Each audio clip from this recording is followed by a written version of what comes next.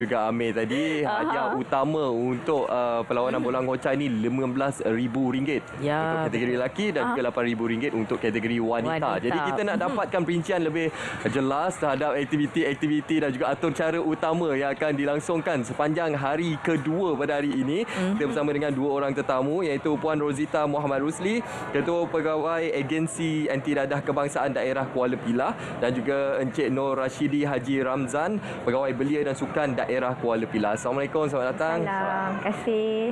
Okey, sebagai permulaannya Puan Rozita mungkin boleh kongsilah peranan AADK untuk Pesta Bola Ngocah 2022 ini.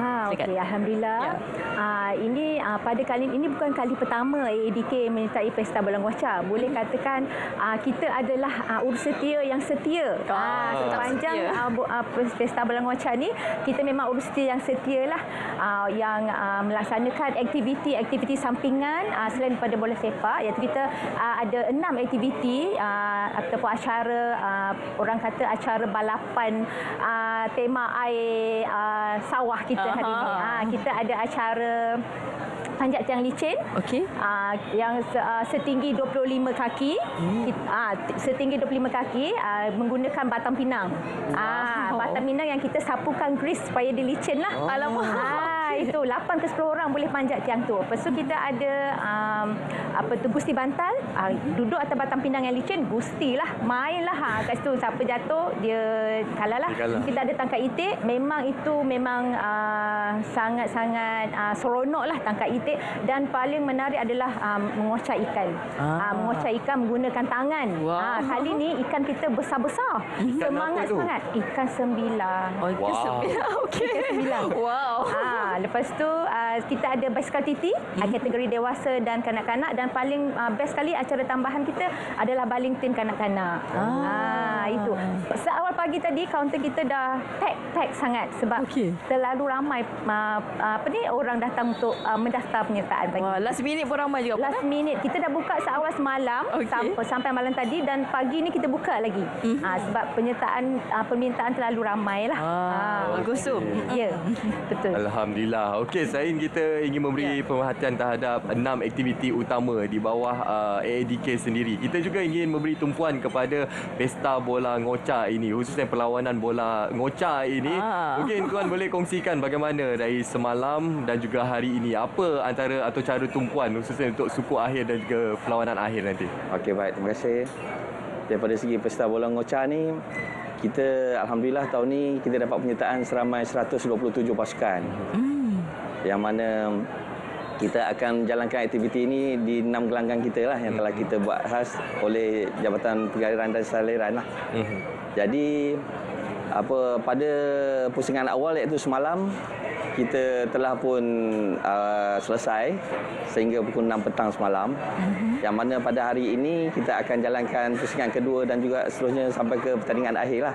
Yang mana pusingan awal pada pagi ini akan berlangsung seramai 64 pasukan akan mengambil bahagian dalam orang kata kalah mati lah. Okey. Dan dalam masa yang sama juga, hari ini kita bermula kategori wanita, yang mana kita dapat penyertaan seramai 31 pasukan, yang mana kita target 32. Alhamdulillah, banyak improvement kita dapat tahun ni, yang mana dia akan bermula pada pagi ini terus sampai ke petang jugalah. InsyaAllah kita akan adakan pertandingan akhir pada pukul 5 petang. Dan juga mungkin Puan boleh kongsikan jugalah sukan seperti ini seharusnya kita budayakan supaya ia juga dapat menarik minat golongan remaja, khususnya daripada perkara yang tidak sepatutnya, tetapi kita bersukan seperti aktiviti hari ini kan. Kongsikan. Betul.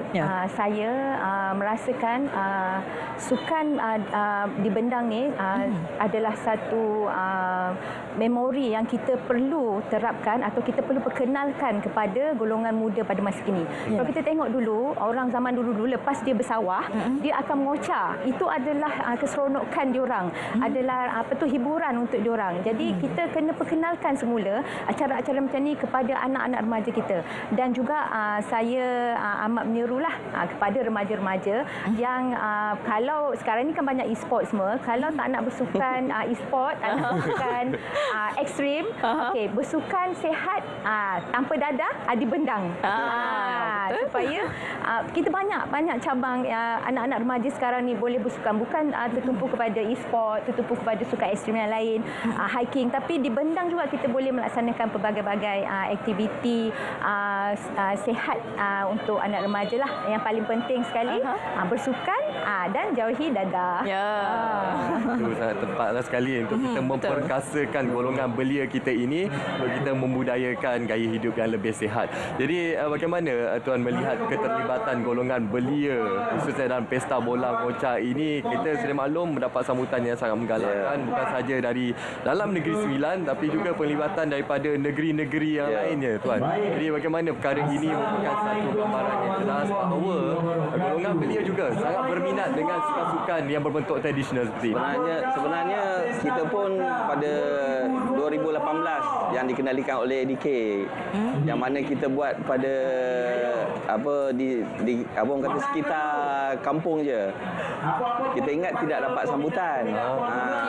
Tapi alhamdulillah bila Tuan Pegawai Daerah semasa tu dia memikirkan bahawa benda ni boleh diketengahkan, belum mencadangkan, dan kita telah mula peringkat kebangsaan ni pada tahun 2019 di Juasir. Lepas tu dikembangkan lagi, kita berada di stadium salah orang kata satu-satunya stadium bola Ngocha di Malaysia. Tak dapat di tempat lain lah. Kat sini dan je. kita kena teruskan lah, insyaAllah. InsyaAllah. Okey, dan kalau tadi kita ada kongsikan di Kaca TV Puan berkenaan dengan sekarang ini sedang berlangsungnya berlawanan ataupun acara untuk bola sepak sawah, betul? Jadi kalau kita tengok memang seronoklah nampak keterjaan mereka tu. Dan juga mungkin Puan boleh kongsikanlah dari segi sambutan dari segi golongan veteran dan remaja juga, bagaimana sambutan mereka? Sambutan daripada untuk peserta ni ramai golongan remaja ke ataupun veteran ke, dewasa ke? Macam saya tengok tadi, kat kaunter dah pack dah. Tak kira kanak-kanak ada, mak ada, bapa ada, atuk ada. Pelbagai golongan masyarakat. Sebab tu kita kata ini adalah family punya program. Bukan kita hanya tertumpu kepada belia, tapi ini kepada keluarga juga. Betul, di kaunter saya tadi, atuk ada, nenek ada, sekeluarga datang. Semua bawa anak-anak semua. Jadi memang meriahlah untuk program ni. Wang tunai panjat cincin RM1,500, mengocar ikan RM200. Wow. Lepas tu ada lagi sampingan-sampingan RM50, RM150. Memang hadiah-hadiah lumayan. Saya juga kalau tangkap itik tu boleh bawa pulang. Boleh bawa balik. Dekat tag tu kalau tak ada hadiah boleh bawa balik itik. Kalau ada hadiah boleh bawa hadiah, boleh bawa balik itik sekali. Dua-dua sekali. Dua-dua sekali. Sama juga ikan juga macam tu juga. Ikan pun boleh. Cuma basikal tak boleh bawa balik. Basikal tak boleh. Pulang balik.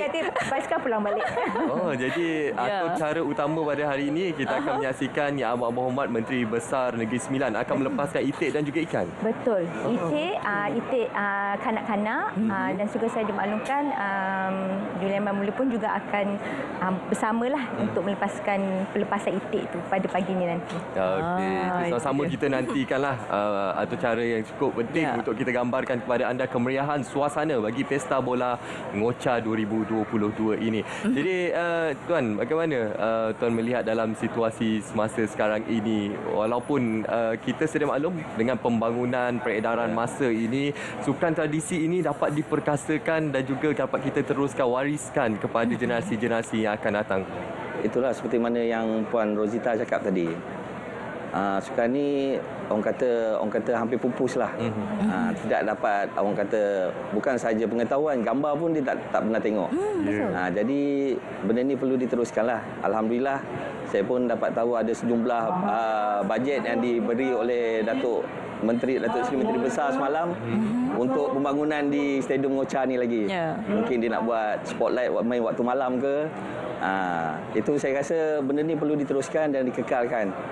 Memandangkan kita ni macam yang Tuan cakap tadi, kita ada pembangunan kita yang perlu kita buat. Tapi jangan lupa juga kita punya sejarah-sejarah lama kita.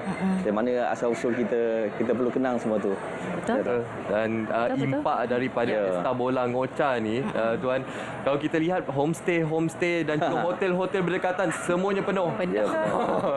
Jadi ia sekaligus dapat memberi limpahan sosioekonomi kepada masyarakat setempat ini. Okey, Puan sendiri bagaimana untuk kita kongsikan kepada penonton yang mungkin tak dapat nak hadir pada hari ini? Bagaimana kita nak berikan gambaran permainan-permainan yang ada pada hari ini? Contohnya lah, kita ambil salah satu, tiang licin tu. Bagaimana dari segi penyertaannya? Adakah ia memerlukan satu pasukan dalam beberapa orang untuk mencapai matlamat, iaitu naik ke atas puncak tiang licin? Betul. Untuk tiang licin ni memang kita perlukan kerjasama berpasukan yang erat. Sebabnya bila kita nak sampai ke puncak, kubu utama tu kita kena bina dulu. Tiang licin ni 8 ke 10 orang akan main. Jadi dekat bawah tu macam mana dia orang corak. Dia duduk kat bawah tu dalam 4 orang. 3 orang naik atas sikit. Okey, 2 orang atas, seorang atas untuk capai ke puncak dia tu. Dan dia picit, dia touch loceng tu 1,500 dalam tangan. Wow. 1,500 ringgit dalam tangan. Okey, kalau misalnya kata tak ada rezeki nak capai ke puncak, kita ada coin dia tu. Sampai ke mana je tangan dia tu. Kalau nombor 2, dapatlah RM1,000. Dapat hadiah juga? Dapat hadiah. Sampai sagu hati sampai nombor 8 kita bagi. Selalunya tiang licin tu berapa orang? Kita main 8 ke 10 orang. Tapi kalau strategi dia cantik, dia boleh letak 3 orang aja kat bawah. Dia naik. Dia pijak bahu naik. Tapi jangan pijak kepala, bahaya. Dia pijak bahu sampai ke atas, seorang je akan naik. So yang kecil, yang paling kecil kita boleh letak ni paling atas. Yang badan-badan agak atas tu kita boleh jadikan kubu lah untuk dia pijak. Abang Sador kat bawah. Abang Sador boleh duduk kat bawah. Okey, jadi itu antara tips jugalah sebenarnya, Puan. Itu memang. Strategi dia. Licin. Kalau dah mengerosot ke bawah, memang terus jatuhlah ke bawah. Susah nak naik balik. Okey, terima kasih kita ucapkan kepada kedua-dua tetamu kita. Dan ucapkan selamat maju jaya dalam menyempurnakan atur cara yang seterusnya untuk hari yang kedua ini. Terima kasih kita ucapkan kepada Puan Rozita Muhammad Rosli, Ketua Pegawai Agensi Anti Dadah Kebangsaan Daerah Kuala Pilah, dan juga Tuan Nur Rashidi Haji Ramzan, Pegawai Belia dan Sukan Daerah Kuala Pilah. Terima kasih. Terima kasih kembali. Ya, itu dia seronok kita rasakan. Itu antara strategi yang dikongsikan dan juga hadiah pun cukup lumayan. Jadi bagi anda yang belum berkesempatan boleh terus turun ke sini untuk sama-sama kita menyaksikan bagaimanakah acara itu.